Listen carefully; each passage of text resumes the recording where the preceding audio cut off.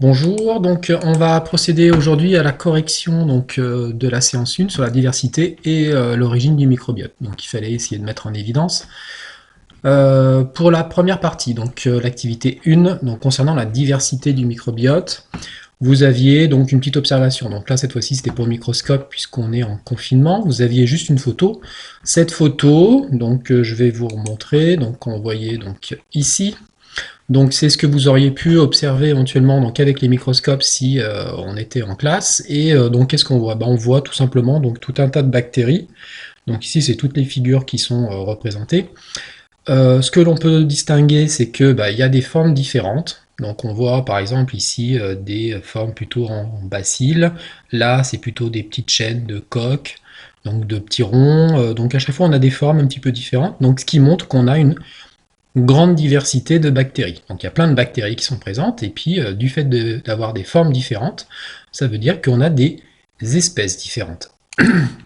Ensuite, une fois que vous aviez montré ceci, il y avait donc tout ce qui concerne donc les petits calculs. Donc là, le piège, ce à quoi il fallait faire attention, c'était bien de diviser, donc pour avoir le pourcentage de bactéries, de diviser par le nombre de cellules au total, c'est-à-dire il faut prendre en compte donc les bactéries et les cellules humaines pour avoir une proportion correcte.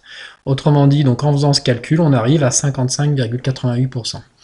Donc ici, bien faire attention, ce qu'on a, pourcentage obtenu, c'est le pourcentage du microbiote intestinal uniquement, et non pas le microbiote total. Donc là, c'est juste la petite nuance, donc on est à peu près à 56% en gros. Concernant la masse, donc là, cette fois-ci pareil, on avait le pourcentage de masse de bactéries, donc la masse des bactéries sur la masse de l'individu total, cette fois-ci, il n'y a pas besoin de faire une somme, hein, puisque la masse totale de l'individu inclut forcément la masse des bactéries initiale. Et donc du coup, on aboutit ici, cette fois-ci, à 0,6%.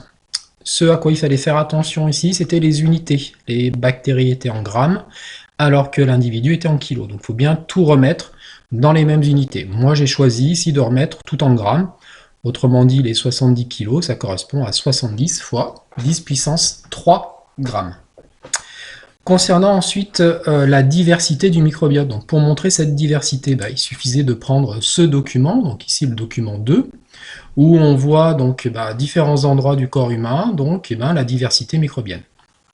Donc on voit donc du coup qu'on a un microbiote qui est présent au niveau de la bouche, donc le microbiote buccal, au niveau de la peau, microbiote cutané, au niveau donc de l'appareil génital, donc ici le vagin, donc microbiote vaginal, et enfin le microbiote au niveau de l'intestin, donc microbiote intestinal, et au niveau de l'estomac, le microbiote stomacal. Donc on a différents microbiotes. Nous, celui qu'on a étudié, auquel on s'est intéressé essentiellement, c'était uniquement le microbiote intestinal. Donc on voit qu'il y en a encore tout un tas d'autres.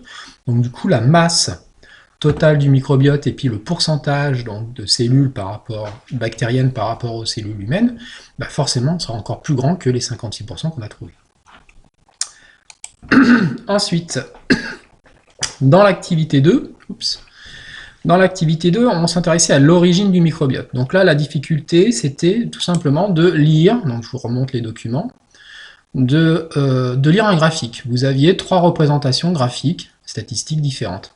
Ici en barre, là donc en air, en surface, et ici en courbe. Quand on regardait le premier document, ici le document 4, on s'aperçoit que on a le microbiote génital donc, de la mère et le microbiote du bébé donc, qui est né par voie basse. Qu'est-ce qu'on s'aperçoit? On s'aperçoit qu'il est identique. On a exactement le même microbiote. Seules les proportions changent. Ce qui est normal, le bébé il vient juste de naître, donc les bactéries ne sont pas encore très développées. Il vient juste de les acquérir donc au moment de l'accouchement. Bon, du coup, ce microbiote après va se développer. Si au contraire le microbiote, le bébé est né par césarienne, le microbiote qui va être présent donc, sur le bébé, dans les intestins du bébé, ce sera le microbiote cutané de la mère. Donc ici, on voit bien que le microbiote d'un nouveau-né va dépendre de sa mise au monde, de la façon dont il est mis au monde, soit par voie naturelle, génitale, soit par voie non naturelle, c'est-à-dire par césarienne. Si c'est par voie génitale, donc voie naturelle, il sera donc son microbiote intestinal aura la même composition que le microbiote génital de la mère. S'il naît par césarienne, le biote intestinal du bébé sera le même que le microbiote cutané de la mère. Donc autrement dit, ici, qu'est-ce qu'on en déduit? On en déduit que le microbiote du bébé donc, est acquis au moment de l'accouchement et qu'il est, entre guillemets, bien sûr, hérité de la mère. Bon, ce microbiote, est-ce qu'il va rester toujours le même? Donc c'est ce qu'on voit avec les documents suivants. Donc par exemple, on va prendre le document 5. Le document 5, ici, on voit que l'axe des ordonnées ici représente les proportions relatives, et puis après on a ici en abscisse l'âge. Donc au début, on a un microbiote qui a une certaine constitution, et on s'aperçoit que les surfaces ici, de couleur, donc elles changent. Autrement dit, le microbiote, il évolue, il ne reste pas toujours le même. S'il restait toujours le même, on n'aurait ici que des lignes en fait horizontales de couleur.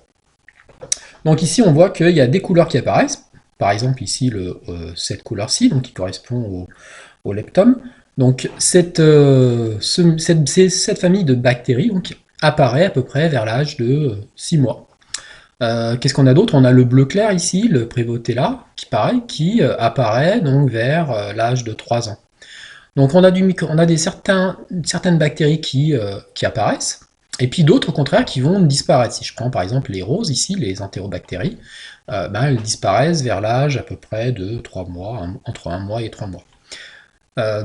Et pareil pour les vertes, ici les Staphylococcus, donc pareil, elles disparaissent vers le 6e mois.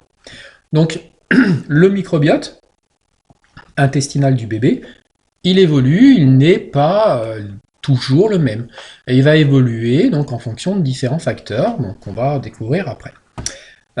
Et tout au long après de notre vie, donc parce qu'il n'y a pas uniquement au moment de l'accouchement et de la croissance que notre microbiote change, au cours de notre vie, notre microbiote va changer. Vers la fin, donc si on regarde par contre sur la fin, ici, on va dire à peu près à partir de 13 ans, 18 ans, donc le microbiote, il évolue toujours, mais de façon moins flagrante. C'est vraiment ici, donc entre 3 et 10 ans, d'accord, donc c'est dans cette phase-là, d'accord, dans cette période d'âge, que le microbiote va vraiment beaucoup changer. Ce microbiote, donc du coup, il évolue en fonction de quoi? On a ici une indication qui est le fait qu'il évolue en fonction du régime alimentaire. Ici, on a comparé donc un régime alimentaire carnivore et un régime alimentaire végétarien. Carnivore, c'est le vert, végétarien, c'est le rouge. Et pendant un laps de temps, ici, on a changé de régime alimentaire. C'est-à-dire qu'on arrête de manger de la viande si on est carnivore, on arrête de manger des végétaux, ou on change complètement de régime si on est végétarien.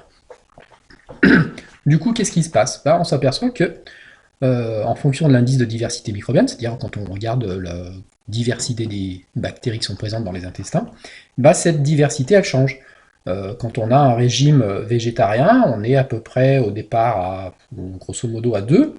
Et puis qu'est-ce qui se passe quand on change de régime alimentaire? Juste on voit ici un pic et il passe donc à plus de 4, presque 5.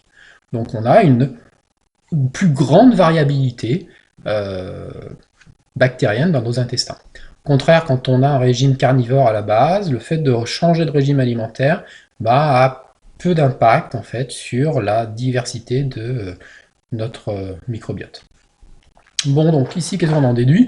On en déduit qu'une des choses qui va faire évoluer notre microbiote, c'est notre régime alimentaire. Si on adopte un régime végétarien ou carnivore, et si on diversifie notre alimentation, on aura un microbiote qui va plus ou moins évoluer, et qui va être plus ou moins diversifié. Donc il y aura plus d'espèces de bactéries dans nos intestins.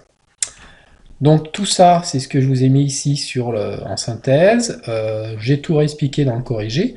Ce corrigé, vous pouvez le consulter donc sur le NT dans l'espace classe, dossier partagé, etc. Donc je vous l'ai mis. Regardez-moi bien tout ça pour la semaine prochaine. Donc vous refaites les calculs si vous avez des petits soucis. Et puis du coup, je vous ai mis donc une petite activité pour tester vos connaissances. donc que vous devez me faire directement sur le PDF, d'accord? Donc le PDF, il est complétable. Donc du coup, vous me le complétez, ce PDF, et puis vous me le renvoyez. Voilà, bah, écoutez, bonne suite de confinement, et puis la semaine prochaine, je vous donne l'activité, la séance 2 du microbiote, où vous verrez un petit peu le rôle du microbiote. Voilà, bonne journée, et à bientôt. Allez, on éteint tout.